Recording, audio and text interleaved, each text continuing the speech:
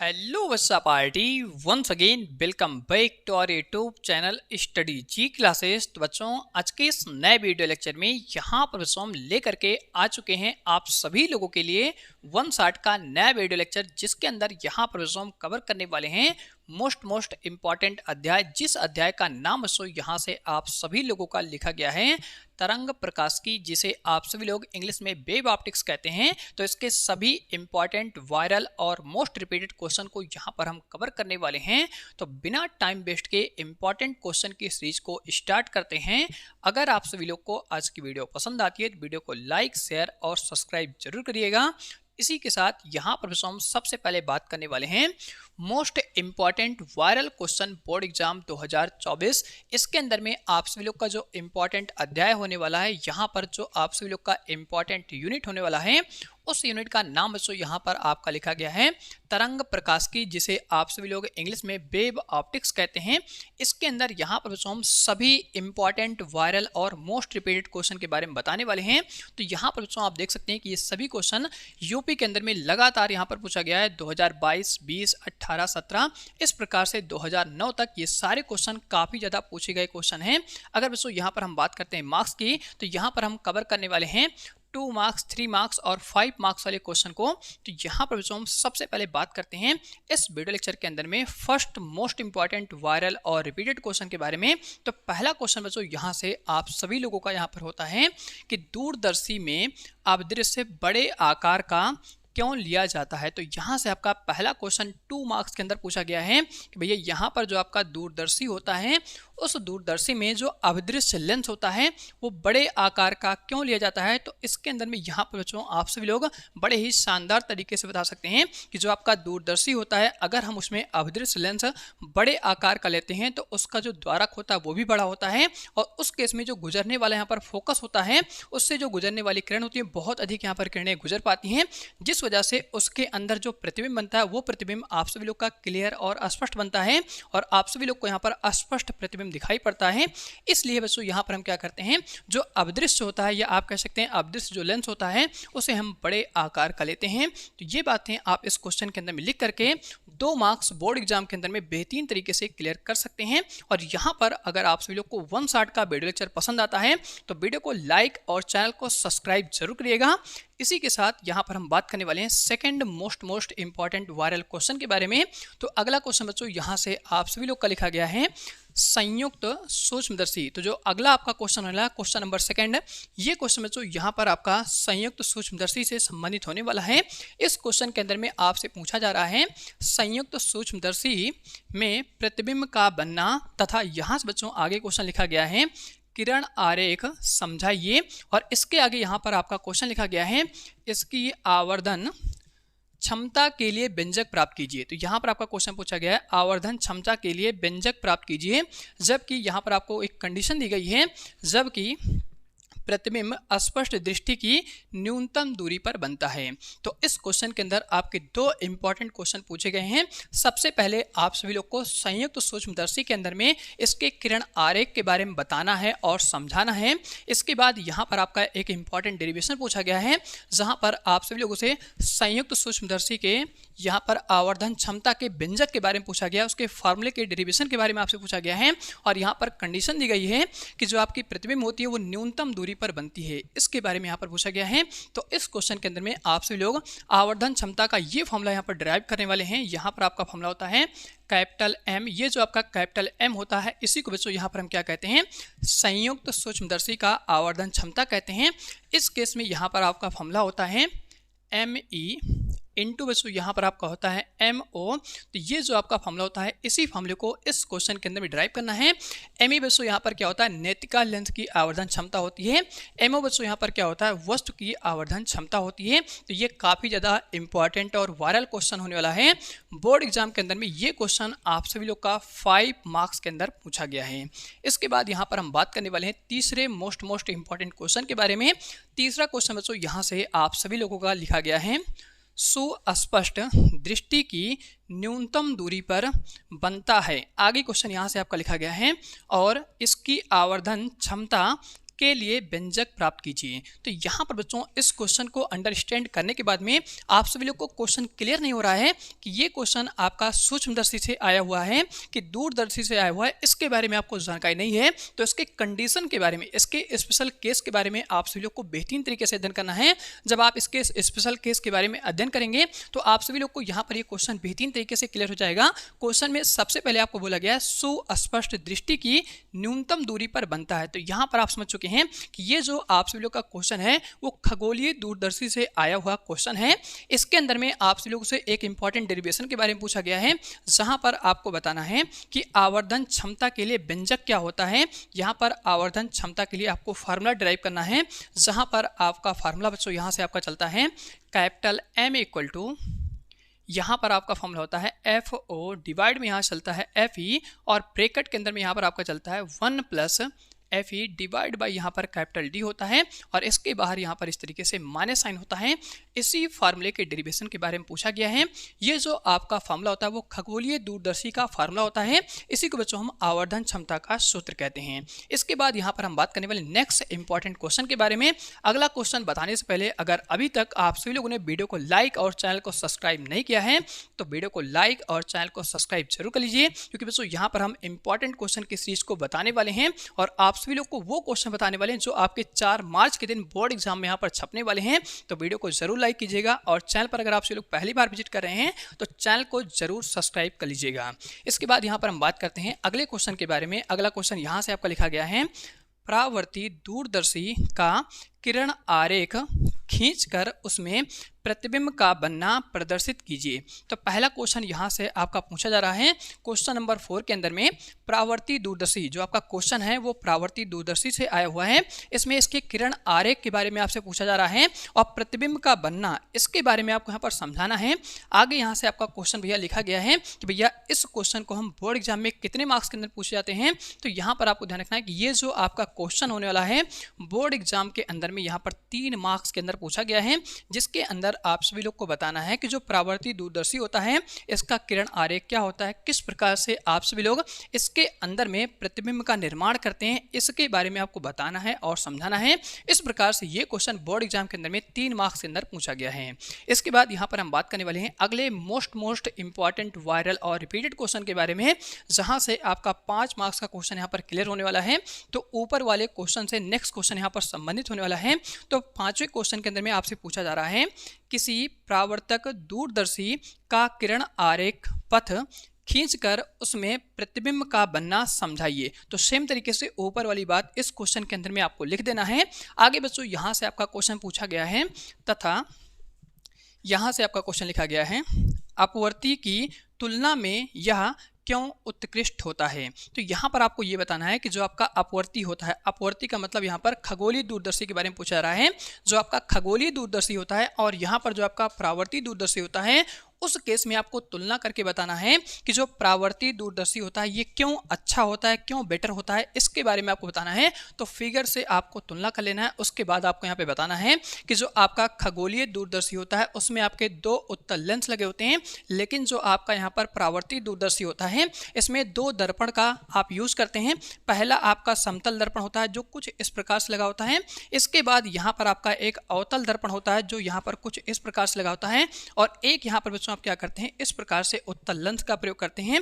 और ये जो आपका यहाँ पे परावर्ती दूरदर्शी होता है ये खगोलीय दूरदर्शी की अपेक्षा स्पष्ट और क्लियर प्रतिबिंब बनाता है, जिस वजह से आप यहाँ पर कह सकते हैं कि जो परावर्तक दूरदर्शी होता है वो काफी ज्यादा बेटर होता है। यहाँ पर आप कह सकते हैं अपवर्ती दूरदर्शी से खगोलीय दूरदर्शी से। इस प्रकार से ये क्वेश्चन आपका बोर्ड एग्जाम के अंदर में 5 मार्क्स का बेहतरीन तरीके से क्लियर हो जाता है। इसके बाद यहाँ पर हम बात करने वाले नेक्स्ट इंपॉर्टेंट क्वेश्चन के बारे में। अगला क्वेश्चन बच्चों यहाँ पर आप सभी लोग का काफी ज्यादा इंपॉर्टेंट क्वेश्चन होने वाला है। पहला क्वेश्चन आप सभी लोग का यहाँ पर पूछा गया है, तरंगाग्र किसे कहते हैं। आगे यहाँ से आपका एक एग्जाम्पल पूछा गया है, उदाहरण देकर समझाइए। तो यहाँ पर आपको सबसे पहले बताना है कि तरंगाग्र क्या होता है, इसकी परिभाषा के बारे में पूछा गया है और यहाँ पर आप सभी लोग से तरंगाग्र के उदाहरण के बारे में पूछा गया है। तो यहाँ पर आप जानते हैं जो तरंगाग्र होता है मुख्यतः 3 प्रकार का होता है। पहला जो आपका तरंगाग्र होता है उसे हम समतलीय कहते हैं, दूसरा जो आपका होता है उसे आप गोलीय तरंगाग्र कहते हैं और तीसरा जो आपका होता है उसे आप सभी लोग बेलनाकार तरंगाग्र कहते हैं। तो इस प्रकार से एग्जाम्पल दे करके इसकी परिभाषा के बारे में आपको बता देना है। ये क्वेश्चन आपका बोर्ड एग्जाम के अंदर में 3 मार्क्स के अंदर पूछा गया है। इसके बाद यहाँ पर हम बात करने वाले नेक्स्ट इंपॉर्टेंट क्वेश्चन के बारे में। अगला क्वेश्चन बच्चों यहाँ पर काफ़ी ज़्यादा वायरल, रिपीटेड और मोस्ट इंपॉर्टेंट क्वेश्चन होने वाला है। तो यहाँ पर बच्चों हम बात करने वाले हाइगेंस के सिद्धांत के बारे में।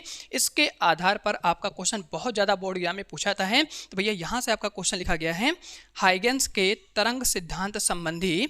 यहाँ से बच्चों आगे क्वेश्चन लिखा गया है सिद्धांत की व्याख्या कीजिए। तो यहाँ पर आपको बताना है कि हाइगेंस का तरंग सिद्धांत क्या था, उनके बारे में बताना है, उनकी व्याख्या करनी है। तो यहाँ पर ये क्वेश्चन आप सभी लोग का बोर्ड एग्जाम के अंदर में 3 मार्क्स के अंदर में पूछा गया है। तो आप सभी लोग को बेहतरीन तरीके से अध्ययन कर लेना है कि हाइगेंस का तरंग सिद्धांत क्या था और इसकी व्याख्या आप सभी लोग किस प्रकार से करने वाले हैं। तो यहाँ पर आप सभी लोग को हाइगेंस के सिद्धांत के बारे में बताना है, साथ ही इनके दोनों सिद्धांत के बारे में, फर्स्ट और सेकंड के बारे में बेहतरीन तरीके से बताना है कि पहला सिद्धांत इनका जो होता है उसके बारे में आपको बताना है और दूसरे सिद्धांत के बारे में बताना है।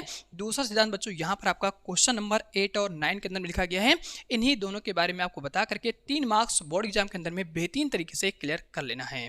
इसके बाद यहाँ पर बच्चों हम बात करने वाले हाइगेंस से संबंधित आपका जो नेक्स्ट क्वेश्चन होता है वो क्वेश्चन बच्चों यहाँ पर एक डेरिवेशन होने वाला है। तो यहाँ से आपका आगे क्वेश्चन लिखा गया है हाइगेंस के द्वितीयक तरंगिकाओं के सिद्धांत के आधार पर तरंगों के प्रावर्तन की व्याख्या कीजिए। तो यहाँ पर आप सभी लोग बेहतरीन तरीके से जानते हैं कि ये जो क्वेश्चन होने वाला है एक डेरिवेशन क्वेश्चन होने वाला है। इसके अंदर में आप सभी लोग यहाँ पर प्रूफ करने वाले हैं कि जो प्रावर्तन का नियम होता है कोण I बराबर यहाँ पर कोण R होता है, इसी के डेरिवेशन के बारे में आपसे पूछा गया है। ये क्वेश्चन बोर्ड एग्जाम के अंदर में यहाँ पर 5 मार्क्स के अंदर पूछा गया है और जो अगला क्वेश्चन होने वाला है सेम क्वेश्चन होने वाला है। इसके अंदर में आप सभी लोग को अपवर्तन की व्याख्या करनी है। तो दोनों क्वेश्चन यहाँ पर 5-5 मार्क्स के अंदर पूछे गए हैं। तो दोनों क्वेश्चन के डेरिवेशन के बारे में, इसके इंपॉर्टेंट फिगर के बारे में बेहतरीन तरीके से अध्ययन करना है। दूसरे क्वेश्चन के अंदर में यहाँ पर आपको ड्राइव करना है स्नेल का नियम। इसे बच्चों हम स्नेल के नियम से भी जानते हैं। तो यहाँ पर आप जानते हैं स्नेल का जो नियम होता है वो साइन I बटे यहाँ पर आपका चलता है साइन R इक्वल टू यहाँ पर आपका होता है नियतांक। इसी फार्मूले का यहाँ पर डेरिवेशन करना है। इसी को बच्चों हम क्या कहते हैं, अपवर्तन का नियम कहते हैं और इसको बच्चों हम क्या कहते हैं, प्रावर्तन का नियम कहते हैं। तो इस प्रकार से इस यूनिट के सभी इंपॉर्टेंट क्वेश्चन यहाँ पर बेहतरीन तरीके से क्लियर हो जाते हैं। तो एक बार बच्चों आप सभी लोग क्वेश्चन नंबर 1 से लेकर के क्वेश्चन नंबर 9 तक सभी क्वेश्चन को बेहतरीन तरीके से नोट कर लीजिए या आप पूरे क्वेश्चन का स्क्रीनशॉट लीजिए। इसके बाद यहाँ पर हम बात करने वाले हैं 5 और मोस्ट इंपॉर्टेंट वायरल क्वेश्चन के बारे में। तो यहाँ तो बच्चों आप सभी लोग बेहतरीन तरीके से नोट कीजिएगा। अगर किसी क्वेश्चन में कोई भी डाउट या समस्या होती है तो कमेंट बॉक्स में कमेंट करके जरूर बताइएगा। तो यहाँ तक बच्चों आप सभी लोग एक बार नोट कीजिए।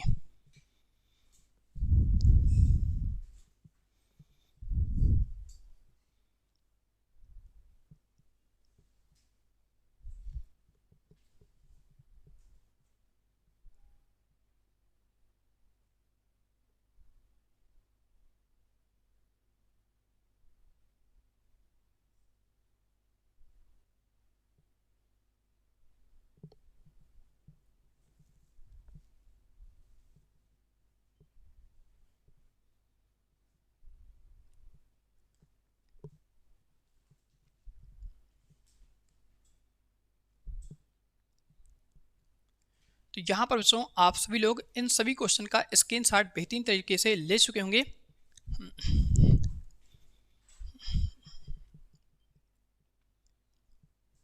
तो यहाँ पर बच्चों आप सभी लोग इन सभी क्वेश्चन का स्क्रीनशॉट बेहतरीन तरीके से ले चुके होंगे।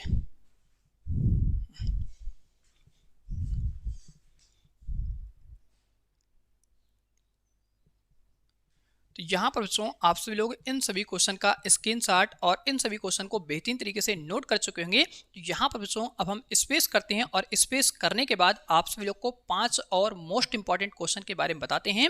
तो यहाँ पर बच्चों हम सबसे पहले स्पेस करते हैं और अगर आपको वीडियो पसंद आती है तो वीडियो को लाइक, शेयर और सब्सक्राइब जरूर कीजिएगा। तो यहाँ पर बच्चों हम सबसे पहले करते हैं स्पेस और इसके बाद आपको बताते हैं 5 और मोस्ट इंपॉर्टेंट वायरल क्वेश्चन के बारे में।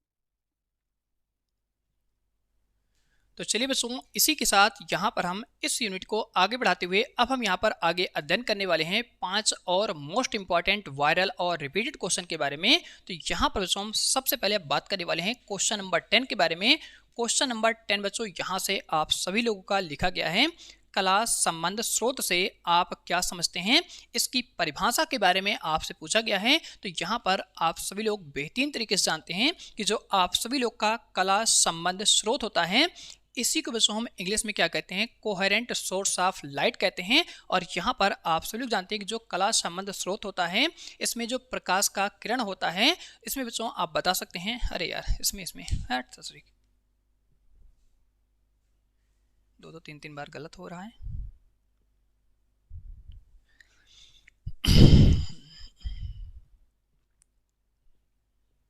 तो चलिए बच्चों, इसी के साथ यहाँ पर हम तरंग प्रकाशिकी के इस अध्याय को आगे बढ़ाते हुए अब हम यहाँ पर 5 और मोस्ट इंपॉर्टेंट वायरल और रिपीटेड क्वेश्चन के बारे में अध्ययन करने वाले हैं। तो बच्चों यहाँ से आप सभी लोग का नेक्स्ट इंपॉर्टेंट क्वेश्चन यहाँ से लिखा गया है, जहाँ पर बच्चों हम बात करने वाले हैं क्वेश्चन नंबर 10 के बारे में। इस क्वेश्चन के अंदर में आपसे पूछा जा रहा है, कला संबंध स्रोत से आप क्या समझते हैं, इसकी परिभाषा के बारे में आपको बताना है। और यहाँ पर साथ साथ आप सभी लोग ये भी जानते हैं कि जो कला संबंध स्रोत होता है, इसको बच्चों हम इंग्लिश में कोहेरेंट सोर्स ऑफ लाइट कहते हैं। और इस केस में आप सभी लोग जानते हैं प्रकाश की जो आवृत्ति होती है, इसका जो आयाम होता है और जो तरंग दैर्घ्य होता है और प्रकाश का जो वेग होता है, ये सभी चीज़ें आपस में क्या होती है, नियत होती हैं। तो ऐसे स्रोत ऑफ लाइट को बच्चों हम क्या कहते हैं, यहाँ पर कोहेरेंट सोर्स ऑफ लाइट कहते हैं, जिसे आप सभी लोग हिंदी में बच्चों यहाँ पर कहते हैं कला संबंध स्रोत कहते हैं। और इसका जो यहाँ पर सबसे बेस्ट एग्जाम्पल होता है वो आप सभी लोग का सन होता है। तो यहाँ पर आपको इस एग्जाम्पल के बारे में बेहतरीन तरीके से ध्यान रखना है। इस प्रकार से ये जो आपका क्वेश्चन होता है, क्वेश्चन नंबर 10 बोर्ड एग्जाम के अंदर में यहाँ पर 2 मार्क्स या आप यहाँ पर कह सकते हैं 3 मार्क्स के अंदर में बहुत ज़्यादा पूछा गया है। और इसके इंपॉर्टेंट पॉइंट के बारे में आपको ध्यान रखना है कि कोहेरेंट सोर्स के अंदर में क्या क्या चीज़ें नियत होती हैं। तो पहला पॉइंट बच्चों यहाँ से आपका होता है आयाम को लेकर के, और इसके बाद यहाँ पर आपको ध्यान रखना है कि जो प्रकाश होता है, इसका जो वेग होता है, ये भी नियत होता है। इसके बाद यहाँ पर आप जानते हैं कि इसकी जो फ्रीक्वेंसी होती है, जिसको यहाँ पर बच्चों हम आवृत्ति कहते हैं, ये भी यहाँ पर नियत होती है। इसके बाद यहाँ पर आप जानते हैं तरंग दैर्घ्य, ये सभी चीज़ें बच्चों यहाँ पर क्या होती हैं, नियत होती हैं। तो इस प्रकार से यहाँ पर जो प्रकाश स्रोत होता है, उसी को बच्चों क्या कहते हैं, कोहेरेंट सोर्स ऑफ लाइट कहते हैं। इसका जो बेस्ट एग्जांपल होता है वो आप सभी लोग यहाँ पर सन होता है। इसके बाद यहाँ पर हम बात करें नेक्स्ट इंपॉर्टेंट क्वेश्चन के बारे में।